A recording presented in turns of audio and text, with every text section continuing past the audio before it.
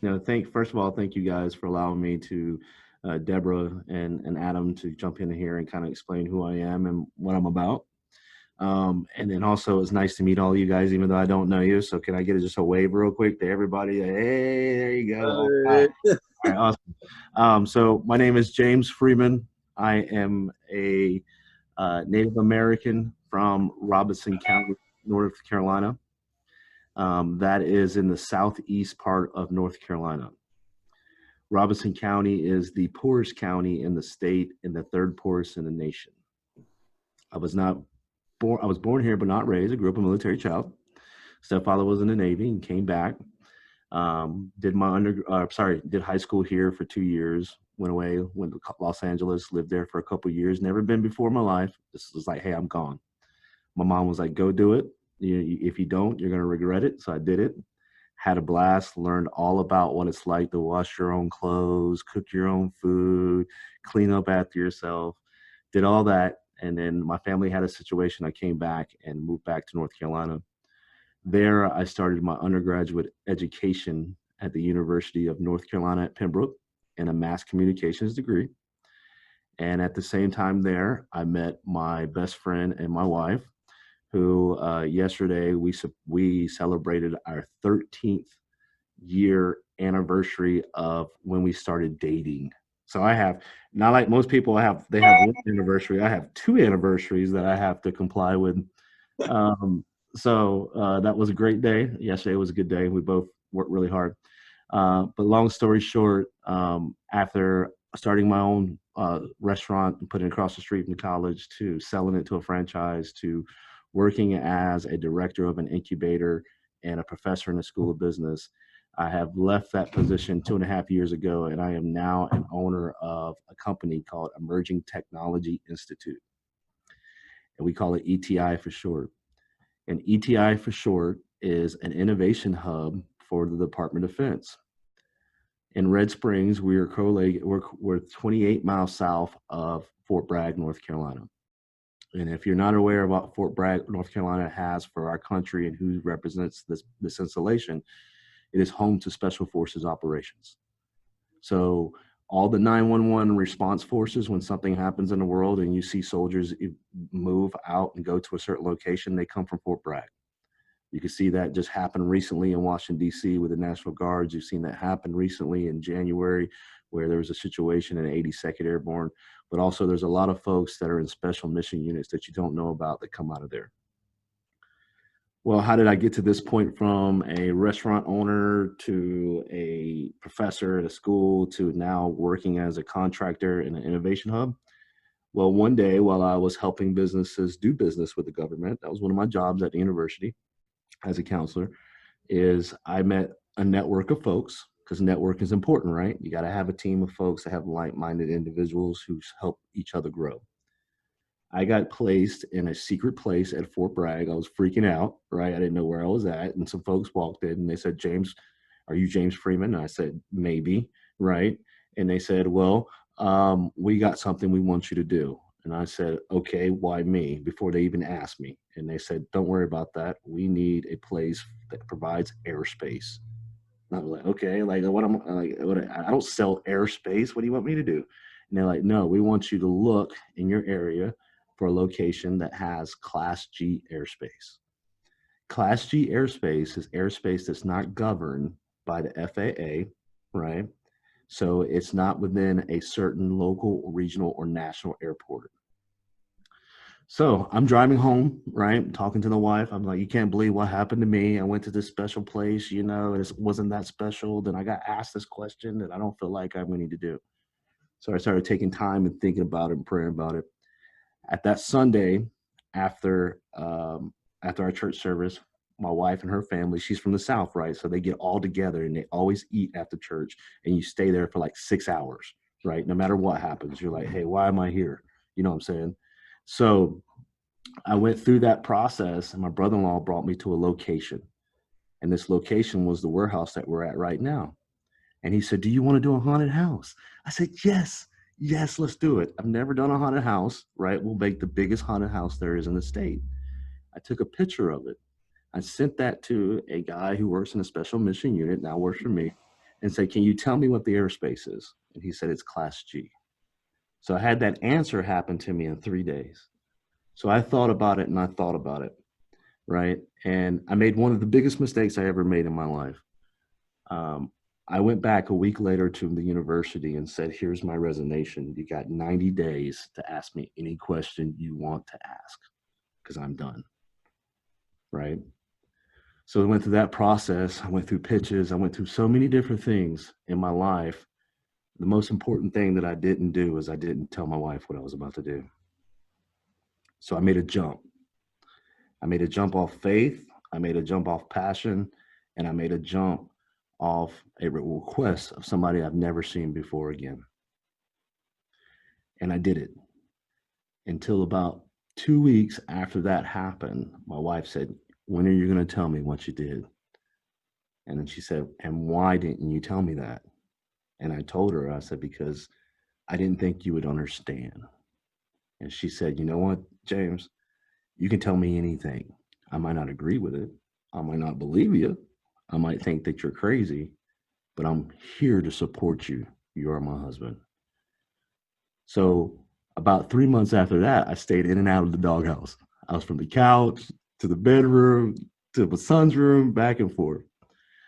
And we were blessed enough to be able to acquire this space. And so we operate out of 156,000 square foot industrial space in Class G airspace on 400 acres of land.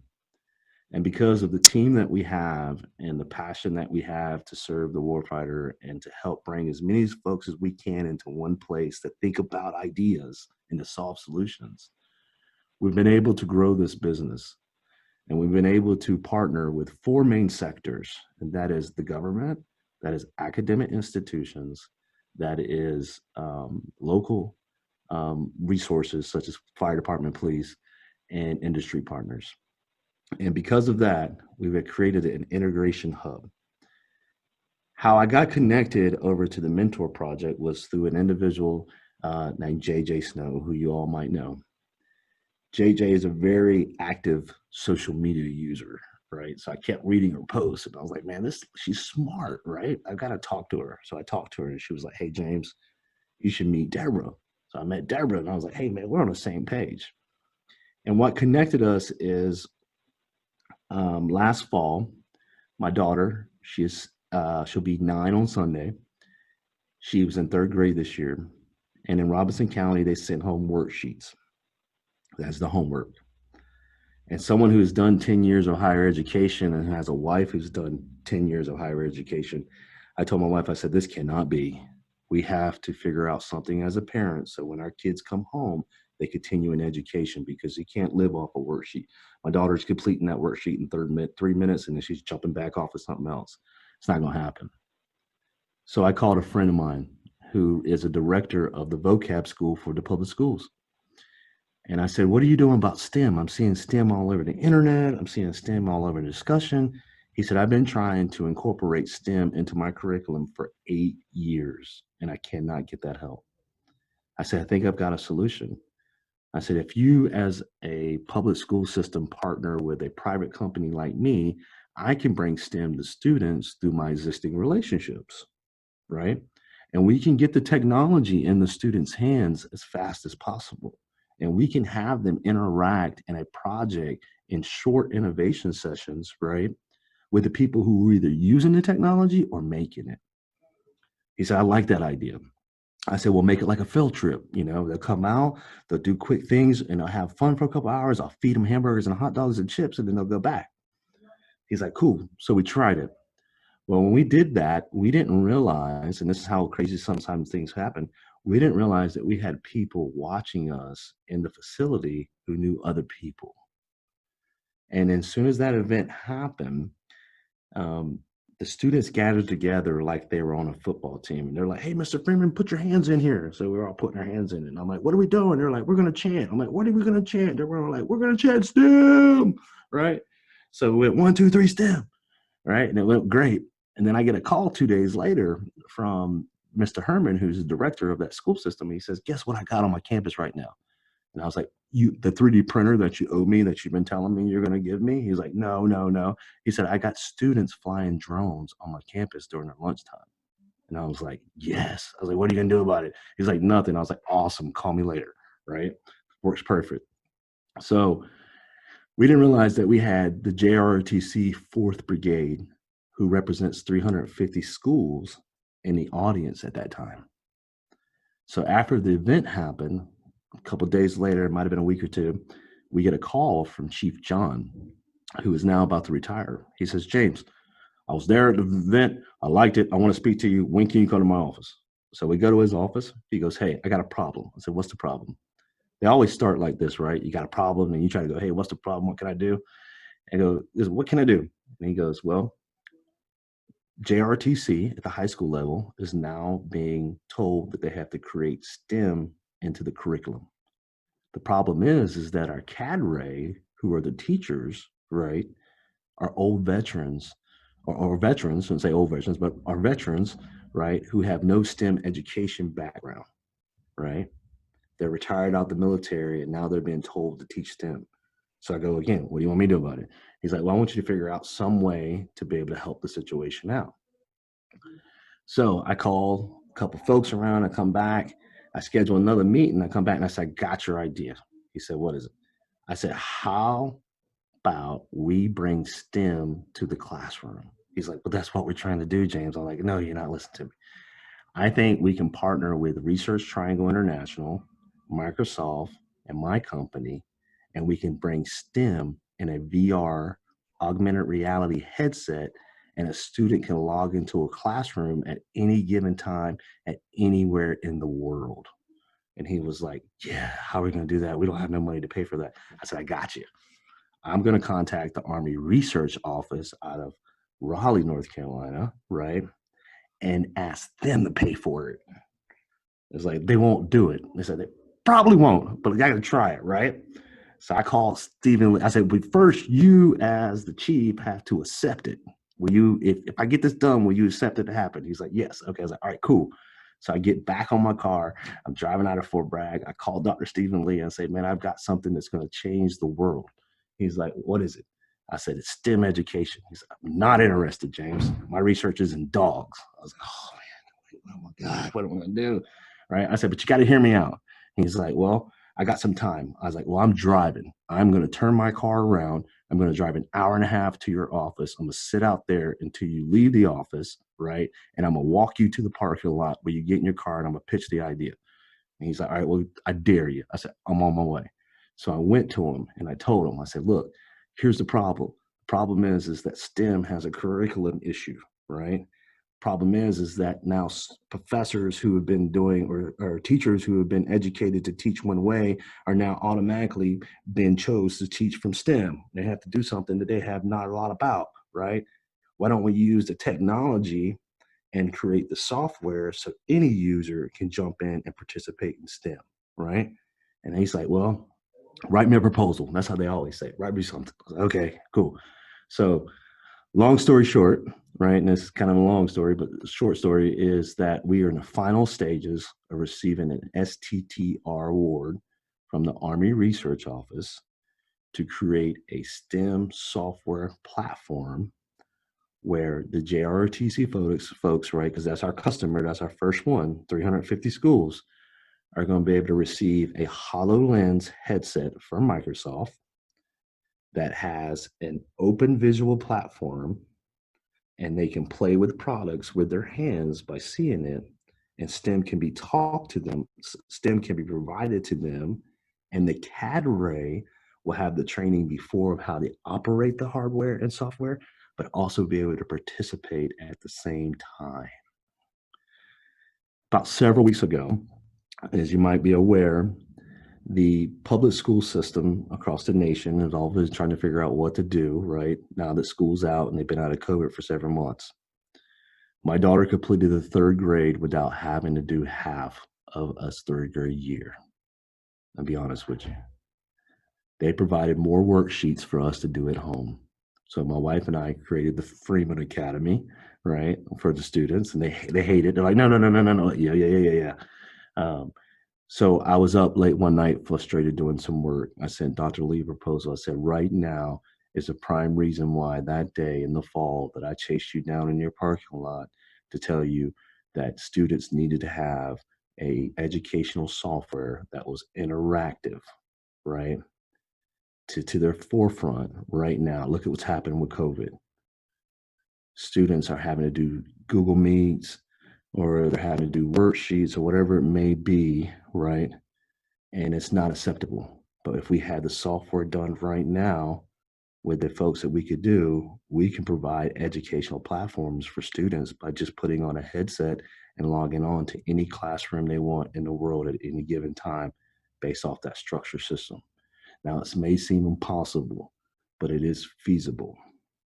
So overall, what I'm trying to say is that I went through so many life changes of where I'm at today based off not only who I am as a person, right? Because I'm like a serial entrepreneur. I got some patient issues, right? To a family person who had to change his lifestyle once he got married and had children, right? And adjust to the location he was at, to a person who's made a career change without building a support mechanism for that, right?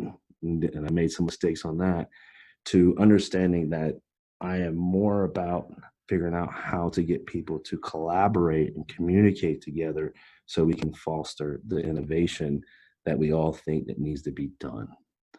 And I think that through the provenness that we've done and what we have been able to do is we've been able to get like-minded folks like yourself together and to start communicating. And if we can start sharing ideas, sharing resources, we'll eventually be able to help one other person. And if you can go throughout your day saying, what can I do to help one other person, right? Do something else, it will multiply and multiply and multiply. So even though STEM and software is not necessarily the business model that we built here at ETI, it's what happened when we asked somebody, can we help you? Or when somebody comes to you and says, can you help me do X, Y, and Z? It's now built out to something. This idea is coming into tuition, right? I don't know where it's going to be 6 months from now. I don't know if it is going to be from a year from now. But all I know is that in my heart, I feel like this is the pathway forward in an example. And there's many of them. It's not going to be the solver, right? But I feel like that this is the pathway forward of how we can um, expand educational platforms to folks through times like this, or to folks who have disabilities, or to folks who just don't have the know-how. So they don't have to go from another point A to point B to get to what they need. They can always get what they need at point A, right? Because you can provide that with the power of the internet. And some folks don't have it. I live in an area where broadband internet is very hard, right? We're in deep rural North Carolina. There's folks right here that don't have internet, or there's folks right here who are forced to get internet from a satellite dish, right? So your speed, you can barely watch a YouTube video. You might plug up a YouTube video, hit pause, and go cook a sandwich, and come back, and it's halfway there, right? That's the type of world it is here. Um, so I think what I would like to do with the Mentor Project is continue to communicate with you guys, get to know who you are, figure out any type of way that I can help, but also share my idea that we can bring education to the home through virtual reality and augmented reality aspects so people can always be learning something hands-on. Um, but as I am as a person, that's what I'm trying to achieve. And I'm trying to use so many different layers, whether it's faith, family, friends, relationships, resources, all that combine that bubble to what I like to do is continue to make it roll. And what it does is it orbits around me. And then I pick one real quick. Oh man, let me call this person. Or I pick one and I take time to say a prayer. Or I pick one real quick and ask my wife, hey, I need a little bit of motivation real quick. Can I have some sugar? You know what I'm saying? That's who I am. And I want to be able to express that to whoever I come in contact with. And, if it's at the grocery store, if it's online, through it's an email, whatever it may be. And I want to be able to figure out the best way to give back. And I think that public and private partnership is a good step forward, because us organizations and corporations have to do what we can, however we can, to help out the public organizations. And sometimes that's often forgot. So when I was at the university, there was a big task for us to recruit dollars. So big organizations would come in and we'd have these grand tours and fancy food. Be like, man, this is not in the cafeteria. Who cooked this? Like, where does the university serve this type of food? You know, where's it at? You know, that was because we were asking for money, right? Well, resources doesn't have to be money, right? It could be communication. It could be projects. It could be things that you write together. It could be efforts that you introduce to other people. There's so many different ways. We got to start looking at resources as not necessarily being money, but also being communication, that value that we can get, and that story we can share, and that experience we can share. So, in a nutshell, that's who I am.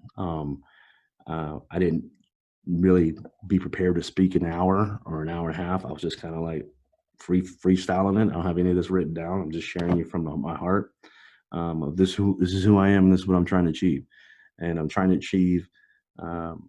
I wouldn't say necessary excellence, right? Because I think if you do that, you're not preparing yourself for a failure, right? What I'm trying to prepare myself, and what I say is achievement of each individual task that I'm trying to get accomplished, knowing that I'm going to make a daily mistake somehow. And if I can learn from what that mistake was or how I made that mistake, then I could prepare myself to not make it again, even though there are often times that I forget to put the seat down. And I get in trouble for that.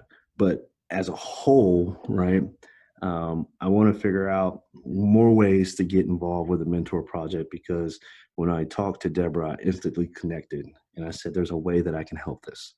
And I don't know all that of how that's going to happen right now, right? I'm new to this, but I at least can say that I'm willing to try. And if I can figure out ways to make that happen, and be open to you guys, just please let me know. But internally, I feel extremely blessed and happy with where we're at. We didn't stop during the COVID, so we've been to work every day, except a few days since then, because we do a lot of national security things. So we've been here at work. We didn't stop. And we've been fortunate enough that no one within the organization or a visitor who has came here has not been affected by that. So that's a great thing. But as a whole, if you guys want to ask me anything, or figure out some way to help each other, please let me know. I'm here, and I'm excited to be able to figure out how to help. So that's me. Let me start off with a question. Being in the New York regional area, we're very much aware of the disparity of education and educational opportunities that exist within a major city like New York City. We also have many corporate entities that have fairly deep pockets.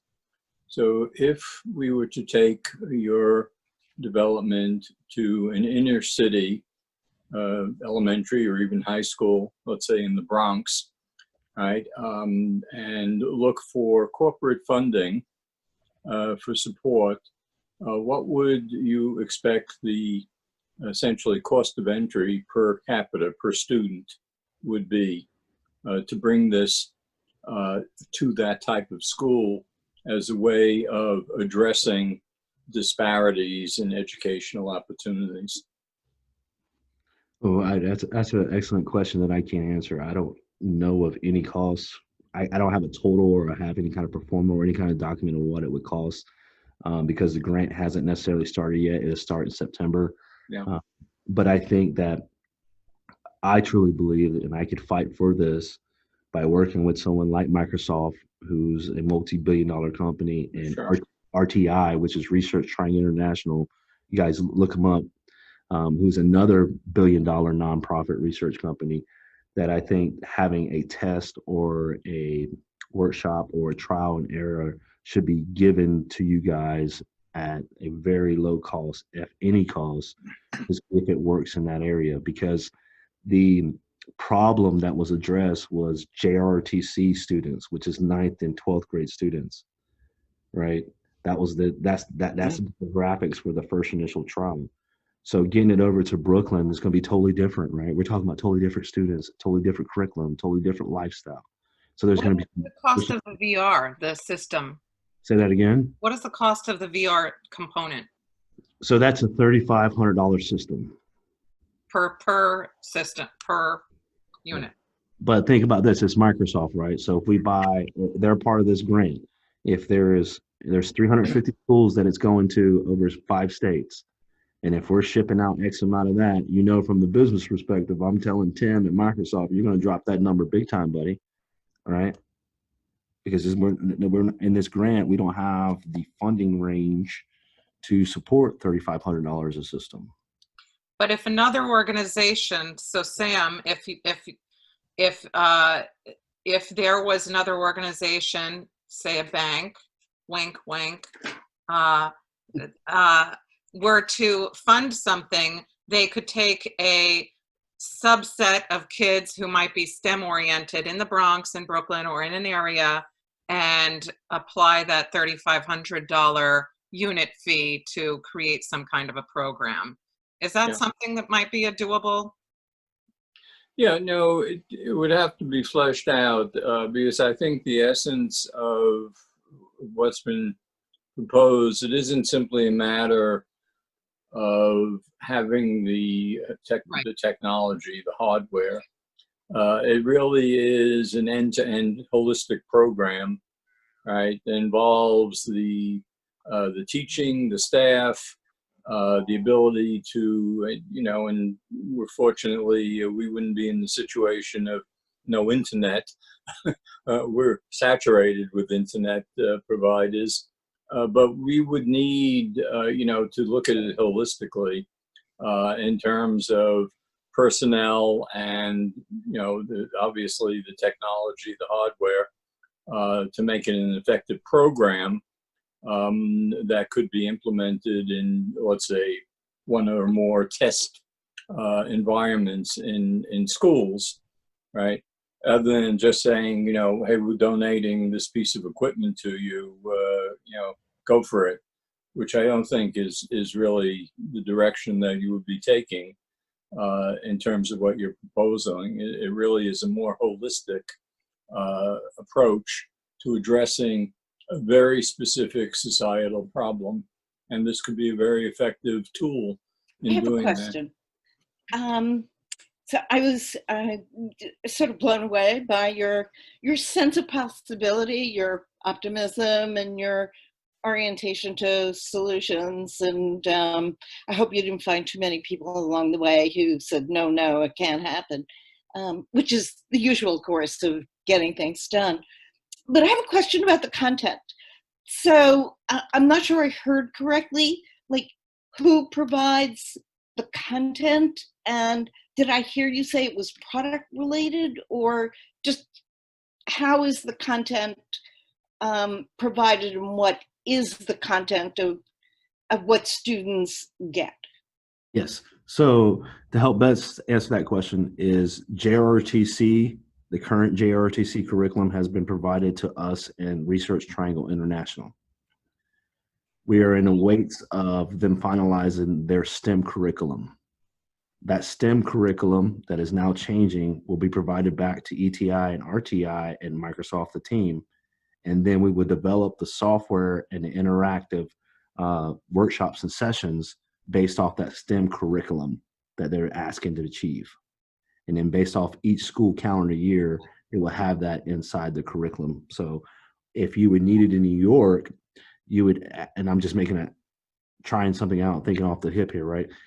So maybe New York has some intangible items that they're trying to achieve in STEM. Then that list will be provided to RTI, ETI, and Microsoft, who are developing the software, right? And they will implement those strategies into that software. So then that student would log on to that headset and complete those tasks to meet those STEM related goals. But I think the long-term range about this is that I myself, if I wasn't, or if I'm my daughter, who her name's Isabella, and we call her Izzy for short, if Izzy wanted to be at home, I'm just saying, for example, I'm just thinking about this, at 6 o'clock at night, and wanted to log onto her headset and see a list of professors who have taught a math class all across the nation, and go, you know what? I'm gonna talk to Miss Tom, or I'm gonna take Miss Thomas's class today, who is in San Diego, and I'm in North Carolina. I'm gonna talk to her today, right? And take her class in the math level because she's trying to achieve whatever division is. And I am weak in division. So I can log into that. And I thought about this, and this is a crazy example, but it's real life, is you know what's one of the best things to get and don't get freaked out on me, but the best thing that I ever got my wife for Valentine's Day? A Peloton. I got her a Peloton bike, right? She can jump on that bike and take a video with any instructor all across the world. And when she gets off, she feels better about herself. And I'm like, oh, yeah, you know? So I do the same thing. I've been an active Peloton rider for 4 months now, and I have lost weight. I feel great, right? But I could jump on that bike at any point in time and take a lesson from somewhere. Why can't students in the educational system do the same thing? That's an amazing parallel. Huh? That's an amazing parallel that you need to be like gunning off. That is huge. Yeah. Why can't you not? And what is and sometimes daddy works 12 hours. So when he comes home, he's like, my daughter's reading these Diary of Wimpy Kid books, and she wants to tell me about it. And I listen, right? And I'm like, okay, yeah, this is cool. But daddy's got like an hour before he's done, right? Why can't she log into a class where a teacher is talking about that, right? And talking about some kind of physical aspect of that book, right, at any given time. The classroom of today is not sitting inside of an 8 to 3 time frame. The classroom of the future is a module or an interactive classroom that's already been pre-recorded or live, right? And that student can jump into that session and learn something right now, any given time. Well, we all do it by Google search. When I want to learn something, I mean, Well, just piggybacking off of the Peloton idea, it's literally like the new idea is work from anywhere, and that was supposed to happen like a couple of years from now, maybe 10 years from now. But now that's just happening in such an accelerated acceleration plus combustion. It's happening in an even faster rate than ever expected because of coronavirus and whatnot. Now poses the opportunity to which James is taking full advantage of, and I think is great.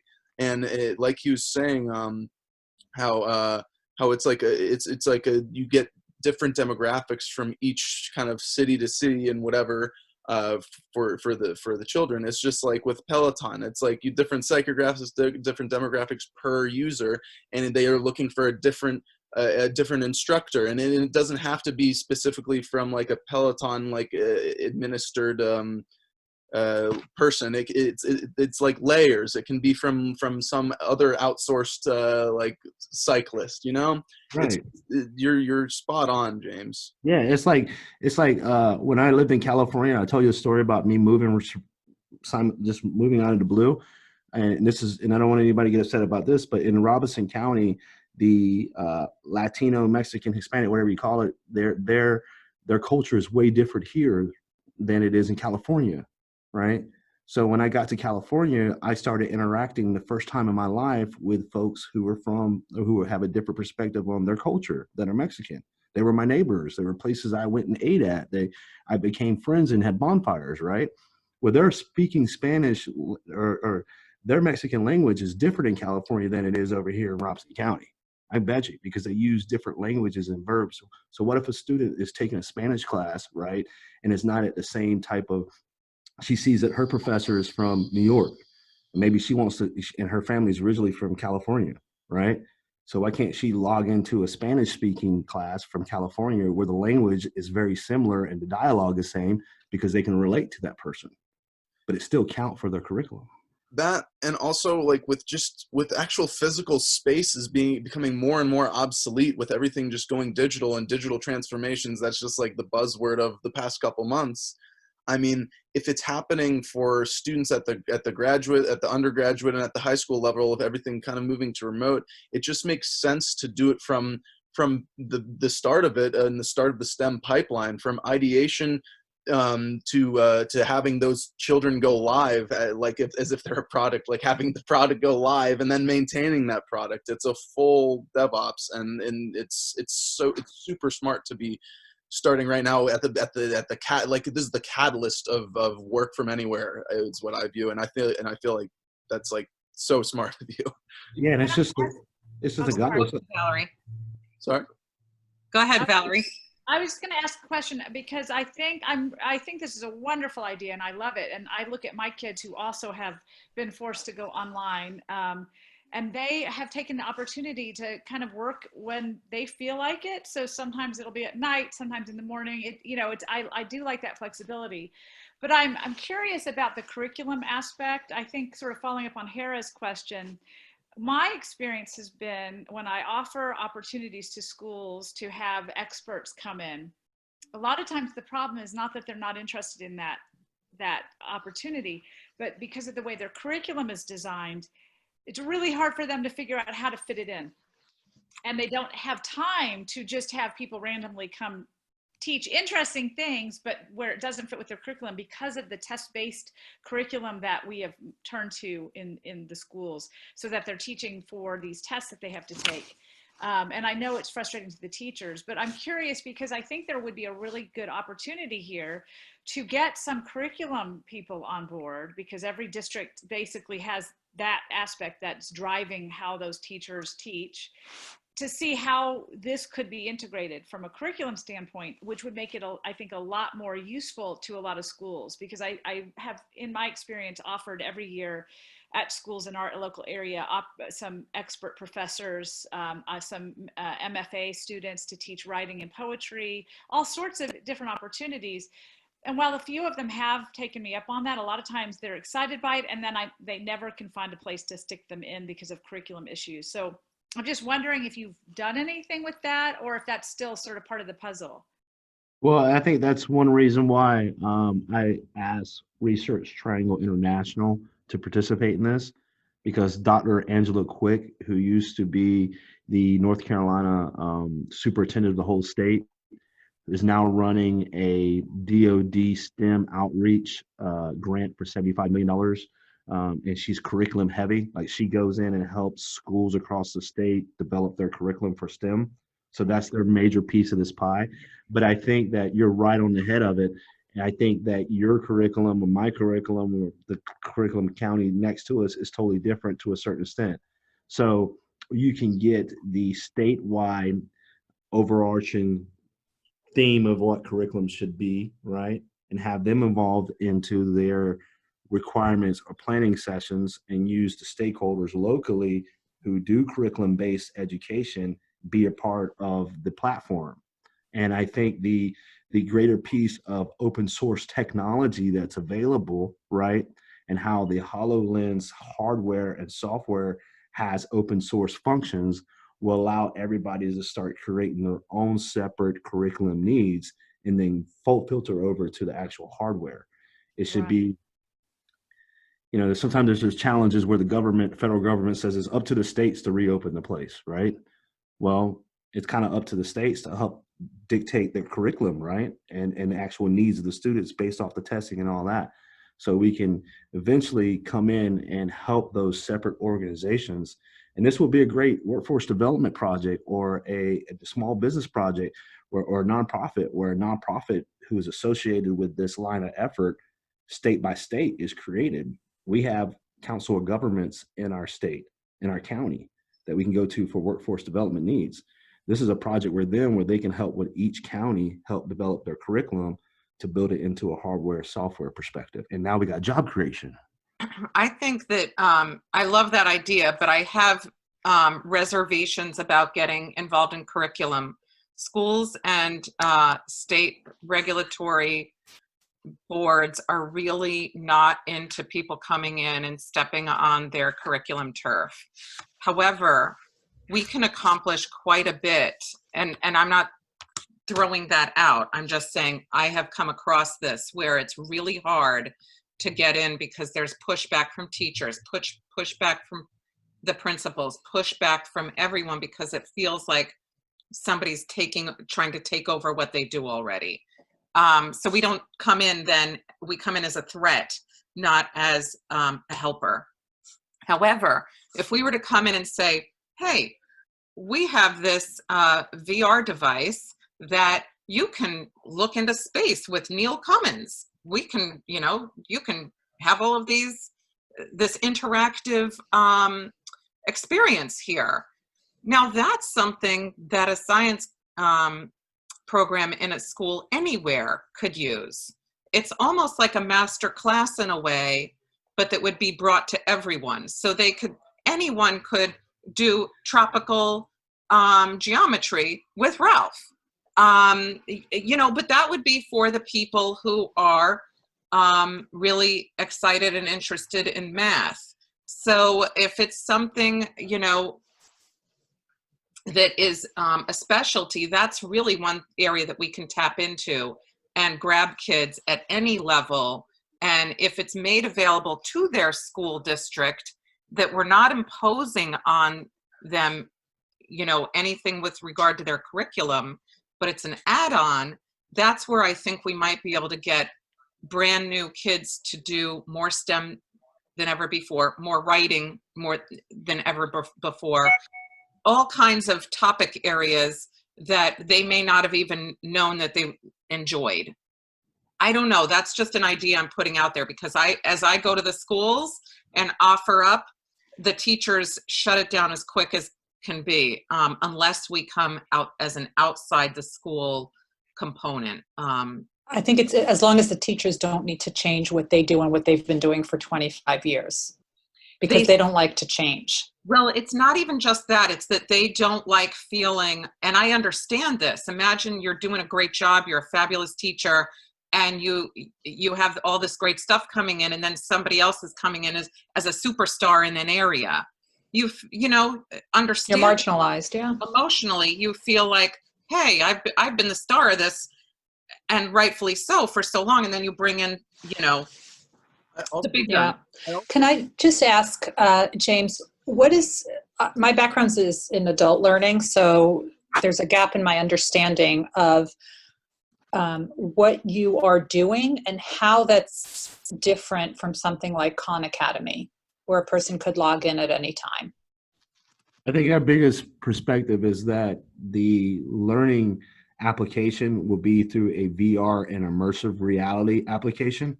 So you're not sitting in front of a computer, you're actually wearing a headset that you can move around with. And with the HoloLens, who I'm a big fan of, it will bring, if they're building a drone, we build a lot of drones in my building, they'll actually see that drone in a immersive reality perspective, and it can move based off the hand, and it can actually help on the right-hand side or left-hand side, give them the next step of where they need to be. So our difference is not sitting behind a computer and making keyboard steps. It's actually using your hands and being physical and doing something and moving it. So I like, my wife's is a nurse practitioner, and I see that you're in the hospital, right? I think it would be cool if we had a headset, you had a headset, and I could follow you around for the rest of the day. I don't know if you'd want that. I try not to leave my office these days. Something like that. Yeah, I'm like, I want to see what room's going right now, right? And you log in, there's an endpoint. You let me in, right? And I get to see you and see how you handle your clients and your patients, because my wife, she deals with the labor and delivery side. So there's some days it's really good, and then some days when she gets home and she delivers, it's bad days because of tragic things that happen. Mm-hmm. And I tell her all the time, I was like, I'd be like Patch Adams. Everybody would have a blast. She'd be like, son, you couldn't handle it, right? You couldn't handle it when I had 2 childs. You couldn't handle something like that, right? You can't just, your stomach won't take it. I imagine one day is if I could walk into her world and she could see it, and then she could spend some time with me in my world. And that's what we're trying to do. We're trying to take students and give them a more experience. Returning to the point that that Debbie raised, which is extremely valid, particularly in larger inner city institutionalized school systems, it's very difficult to bring something in from the outside. But if you think about the adoption of technology, not that many years ago, right, the idea that you would have computers in classrooms was avant-garde, right? You go to the best schools now and every student has a laptop or a tablet that they're carrying around and so forth. So this is essentially the cycle of bringing yet another advancement in technology into the educational system and viewing it from that approach, where the curriculum development is basically what those schools are already focused on, is a way of introducing an advanced technology and making a real difference for the kids. Unfortunately, the experience is you go to very high-priced private schools and all the technology is cutting edge, and you go to inner city schools and there's a 5-year-old computer perhaps in the classroom, right? And people take turns using it. So addressing the needs of the inner city underserved populations with advanced technology, I think is a real, really a great thing that could be undertaken, particularly in today's crisis environment. And I've always thought that the best way, I totally agree with it. The best way to kind of get them introduced to it is to take them and allow them to put the set on and then take them to the Smithsonian Museum. Mm. Take a fifth-year-old to a museum through a VR perspective that they can actually visit the museum by just the headset that they're seeing. So now they're in the museum and they're interacting with the museum. And that would kind of get the introduction of, hey, this is some of the capabilities without stepping over some of the requirement curriculum issues. We have got authorities from JROTC 4th Brigade to figure this piece out because they have been doing that. And that's a military school, or that's a military program in high schools. That's another example of that would be art appreciation at the Metropolitan Museum of Art in New York City, world-class museum, instead of, a slideshow or just looking on a flat screen, right? But actually going and, having students be able to have that experience in the classroom. right. I love the idea of this immersive technology, and I think not just on the topic, but also being immersed with the other students, being able to see those other students. And part of the reason why I'm thinking about this is, with all of the events of the day, in New York, 70% of the public schools are essentially self-segregated. So kids are not seeing kids that don't look like them. How wonderful would it be if you can bring together all types of kids from all over the country who share interests, and they're not just, still being in the same environment and not understanding each other's cultures, like to your point before about people who speak different kinds of Spanish, right? Or have different perspectives. Bring everyone together. Yeah, and allow the student to have the option to see multiple art teachers and visit that classroom and find a way to connect with that professor or teacher based off what they're providing to that classroom. I think that's it. I mean, it's what's it called? James? Also, just piggybacking off of kind of what we were talking about with curriculum and kind of the stubbornness against having someone come in and provide maybe a new solution just because of the education system just being like that. Anyways, what I'm getting at is it could also be the digitization of the current curriculum, and like I don't think it's about like saying, look, we have the solution. I feel like it's like by enabling, educating, and empowering the people who are in the position who've been there already for so long, and like bring those current professionals in and make them like own and lead your kind of initiative. And from state to state, how the curriculum varies and whatnot. If you're just digitizing what the current curriculum is, or some type of baseline, and with the actual people delivering it, I feel like that's just another way to kind of maybe even stimulate the current education system and excite those who are teaching STEM or those who used to teach STEM and bring them back? I actually see three groups that I think would really benefit. One is those who have never had access, right, which is a huge, huge group. Then there's that group that were never taught in a way that optimizes their learning. They were just talked to, which we all know is not the way people learn. So they have just been unmotivated, uninspired. That's a whole other group. Then there's this third group where it's people like my son, who by sophomore year of high school has taken every computer science class the school has to offer. And now they're trying to find something for him to do for another 2 years. And this happens to several kids every year in the school, multiplied by every school in the country. That's a lot of people. That's a lot of people who could benefit from this type of enrichment and challenge of learning from other people who are like them. That is, we are not teachers and we're not tutors. And I want to, just make sure that we all,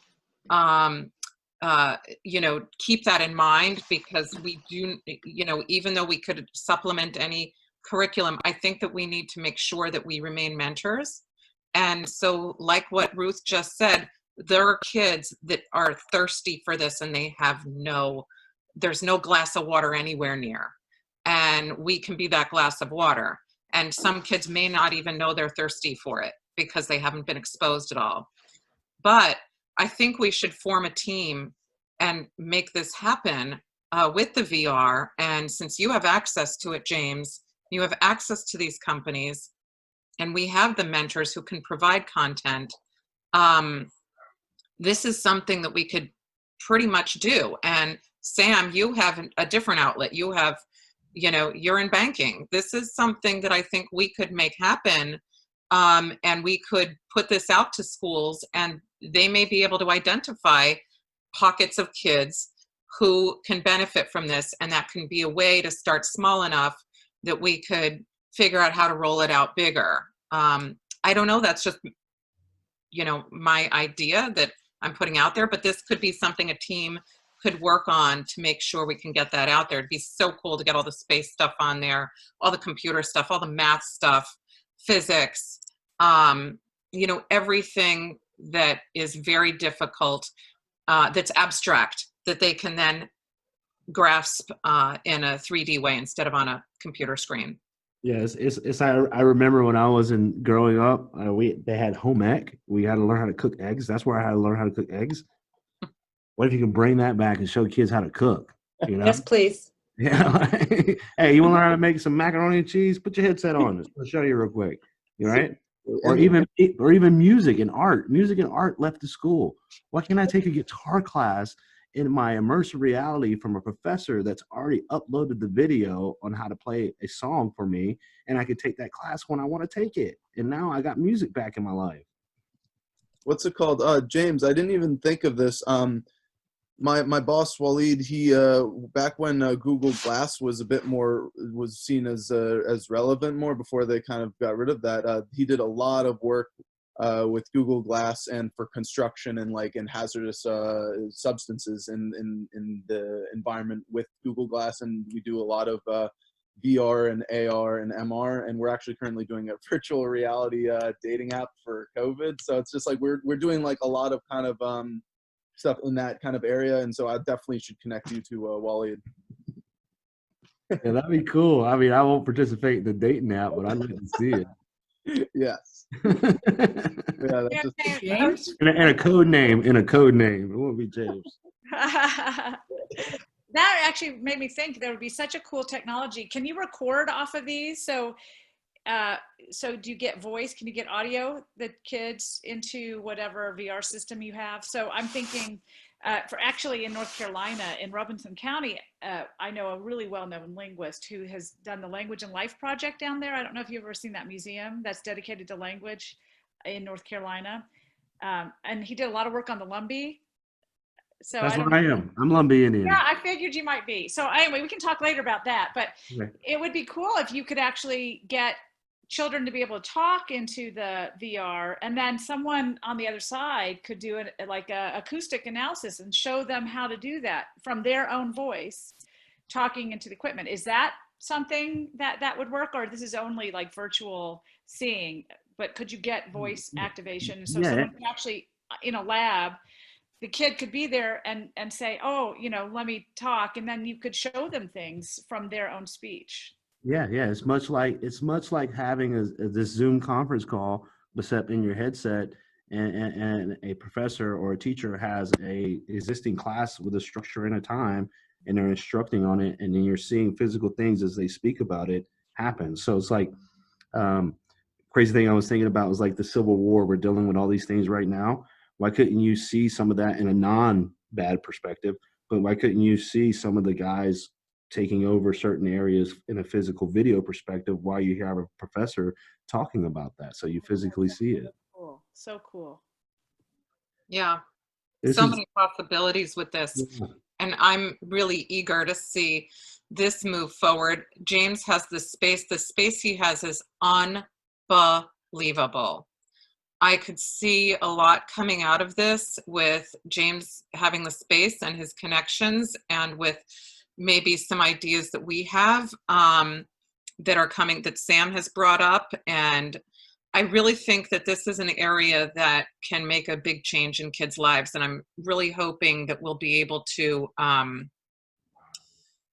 flesh this out in more detail and get things going. And at the very least, I've seen some of, you have to share, James, with the group. Maybe you could share it with Adam, like your drone videos that you have, that he's able to fly things right through this space. It's just, it's like an airport. Anyway, if kids can have access to that, I'm thrilled. And I think we can make this happen. This is a group that could really jump on board with this. It's not done anywhere else. And we can move this forward and make it an initiative that can really, I'd say, get on the ground by 2021, in the middle of 2021, I'd say. Yeah, I mean, I'm like I said earlier, I'm just a collaborator. I'm just a guy that's trying to solve a problem that he saw at home with his kids. Like I was frustrated with worksheets, and then I pitched the idea to several folks, and they kind of bought into it. But I'm open to any ideas. I mean, this is not just my fight. I think it's everybody's fight. So I think it's not going to take it's not just going to be James. That's not how James works. It's going to take hundreds and hundreds of us people to realize that the internet and the access to it and the immersiveness of being able to interact with whatever you want to visually see is here. It's now. It's here. I mean, it's very common in a video from a YouTube now or a website, but it's coming to you in a perspective that you can touch it. And that's where we're headed. And I'm just trying to kick that rock a little bit more, right? And see if it could actually help someone, which I think it will be.